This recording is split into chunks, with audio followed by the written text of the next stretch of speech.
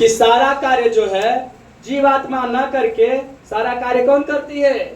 माया करती है। सारा कार्य कौन करती है? माया करती है।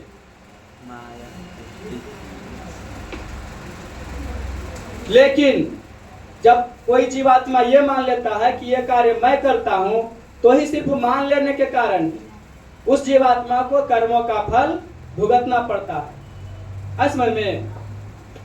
भगवान कहते हैं कि एक श्लोक है, कार्यकरण कर्तृत्व हेतु प्रकृति उच्यते पुरुषः सुख दुखा नाम भोक्तृत्व हेतु उच्यते। कार्य और करण के करने में कौन हेतु है? प्रकृति। सारा कार्य कौन करती है? प्रकृति, माया या प्रकृति। और पुरुष या जीवात्मा सुख दुख को भोगने में हेतु कहा जाता है। सुख दुख को कौन भोगता है? जीवात्मा भोगता है। लेकिन सब कुछ करता कौन है? प्रकृति।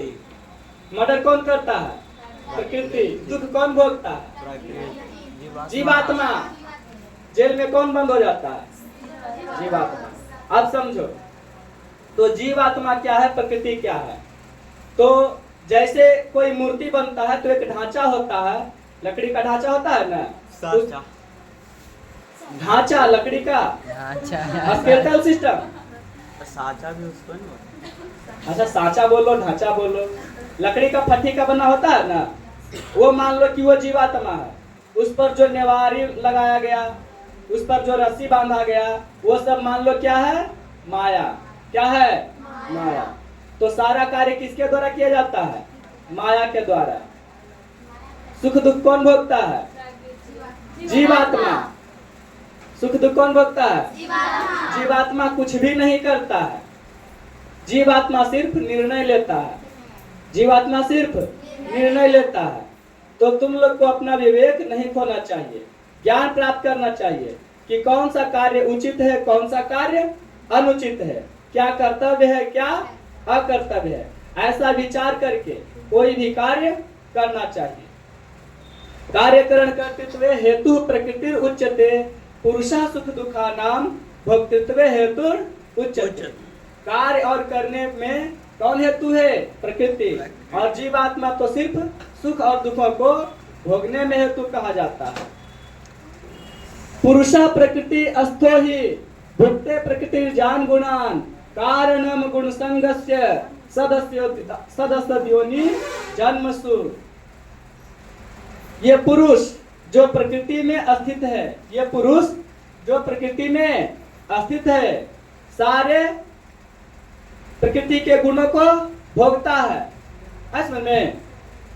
और यही गुणों का संग ही कारणम गुण संगस्य, यही तीनों गुणों का संग ही सदस्योनि जन्मसु, अच्छी बुरी योनियों में जन्म लेने का कारण है। देखो, यहाँ जीवात्मा जो है तीनों गुणों के संग में है ना, है ना? तो ही तीनों गुणों को त्याग देना ही प्रकृति से मुक्त होना। अब कैसे कोई त्याग सकता है अपने गुणों को? कैसे कोई त्याग सकता है? मरने के बाद शरीर को छोड़ने नहीं, जीते जी भी छोड़ सकता है सारे गुणों को। उसको कहते हैं गुणातीत होना। क्या बोलते हैं? तीनों गुणों को त्याग करके गुणातीत होना। ये सब कोई नहीं हो सकता है। जो साधु संतों के संगत में रहेगा, भगवान का निरंतर भजन ध्यान करते रहेगा, सारे भोगों को त्याग देगा, कुछ भी नहीं चाहिए, बिल्कुल विरक्त हो जाना। जब विरक्त हो जाएगा तभी तीनों गुणों को त्याग सकता है। समझ में?